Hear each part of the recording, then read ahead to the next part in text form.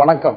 முத்தமிழறிஞர், செம்மொழி காவலர் தலைவர் கலைஞர் அவர்கள் தமிழ்நாட்டினுடைய முதலமைச்சராக 1974ஆம் ஆண்டு இருந்த நேரத்தில் தான் முதலாக சென்னையிலே அண்ணா மேம்பாலம் திறந்ததற்கு பிறகு கோவையிலே கட்டப்பட்ட முதல் மேம்பாலம், ரயில்வே உயர்மட்ட மேம்பாலம், மிக பிரம்மாண்டமான மேம்பாலம் என்பது கோவையிலே கட்டப்பட்டது. கோவை கூட்செட் ரோடு, ரயில் நிலையத்திற்கு பின்புறம் இருக்கக்கூடிய கூட்செட் ரோடு, அதே போலவே மரக்கடை சந்திப்பு, அதே போலவே தண்டுமாரியம்மன் கோவில் அருகில் இருந்து வரக்கூடிய அவிநாசி சாலை சந்திப்பு, ப்ரூக்ஃபீல்டு ரோடு சந்திப்பு, வடகோவை இணைக்கக்கூடிய அந்த பாதை இணைக்கக்கூடிய மிக பிரம்மாண்டமான ரயில் உயர்மட்ட மேம்பாலம் திராவிட முன்னேற்ற கழகத்தினுடைய ஆட்சி காலத்தில் 1974ஆம் ஆண்டு தான் கட்டப்பட்டு அது மிகப்பெரிய அளவில் இன்றளவும் மக்களுக்கு பயனுள்ள ஒரு மேம்பாலமாக இன்றைக்கு திகழ்ந்து கொண்டிருக்கிறது.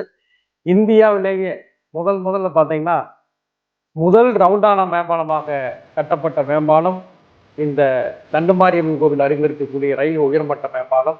அது தலைவர் கலைஞர் திராவிட முன்னேற்ற கழகத்தினுடைய ஆட்சியினுடைய சாதனையை இன்றளவும் பறைசாற்றி கொண்டிருக்கிறது. மக்களால் இன்றளவும் மிகப்பெரிய அளவில் பயன்பாட்டிற்கு இன்றளவும் இருந்து கொண்டிருக்கிறது.